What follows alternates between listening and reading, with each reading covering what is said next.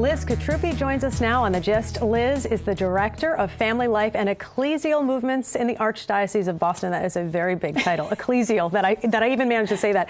Thank you so much for joining us today. Thank you for having me today. So first, tell us a little bit about your job, Family Life. I mean, I think when you talk to any pastor or anybody who thinks about, the growth of the church and the future of the church, family seems to be the big thing, that comes up. Describe what you see in your job. Sure. So Family Life and Ecclesial Movements is a combination of things. So the family life perspective of it is a combination of marriage preparation. We prepare about 600 plus couples a year. So I have a team of people, both volunteers and paid staff, who help me to do that. Then we also offer things like marriage enrichment resources for those who are struggling in their marriage, divorce support. So that is sort of the family life part of it. And then the Ecclesial Movements, we have 3 areas that we directly oversee, and that is actually, it's just going to sound funny because, what does this have to do with family life? But CYO sports. Oh, of course that has to do with so right, it has kids, but it's funny because typically that would be like in the faith formation or the youth ministry division, but it's now under family life, which is fun, and I had experience in that, which is great. Also, Catholic scouting, so we support the Boston Catholic Committee on Scouting and helping with religious medals for our Girl Scouts, Boy Scouts, and American Heritage Girls. And then we also work directly with ministries with persons with disabilities. One of the things that we have talked about on the show in particular is, the challenges for Catholic moms. Some work, some don't work. And when I say don't work, they're working at home with that baby, and the balance and maybe the guilt that, one feels, I have to leave the baby, or the other guilt, oh gosh, I left my career. How do you encourage Catholic moms, to keep on keeping on and keep Jesus, in focus? We should be together. We should be, lifting each other up as women, because there's just too many pressures in the world. Some women, first of all, they have to work, right, to survive, and especially some single moms. Yeah. So we have no idea what the other person's circumstances are. So I think we really have to try to support them in that, and to find balance. I think, God doesn't want us to feel guilty. And he also doesn't want us to be at each other, right? We don't have time for that.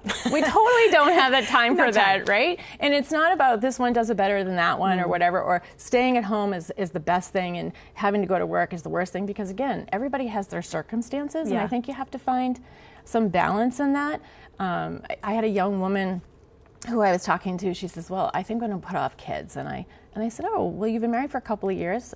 So for how long? She's like, well, I don't know. I'm really making my way up in the company right now. And I said, well, that's great. Well, let me ask you this. At some point you're going to have to make a decision. And she says, yeah, we'll see. And I said, I want to just let you know that I said, my husband worked for this company for 25 years. And when he was done, he left. There was no big party, and he did a great job. Yeah. There was no one from there that was going to be with him when he was sick or when he was lonely. And I said, and not that that's your reason to have kids, but we're meant to love and to be loved. And so if we're not doing with that what our primary vocation is, then maybe we're not going to be thriving as much as we are. Or as happy. I think until you hold that first baby, you have no idea what you're missing. Well, that was the other thing, as we said. You have no idea. No. You have no idea. And I certainly was probably in that young woman's spot many years ago. And then I was like, I was wrong. Once I guess held the what first are we killing ourselves for too? I was like, wow, I don't like that goal anymore. Right. But then I think you have to find a balance. Like, we're all so busy. Right. Moms, right? Whether you're staying at home or whether you're working with kids, you're busy either way. The other thing I wanted to talk to you about, and I think this is a really important issue, especially in this day and age. I know you have and mentions ministry for divorced couples, and I know that this can be really tricky, and people can feel guilty or alienated, or they don't bring their kids anymore because they feel hurt by the church.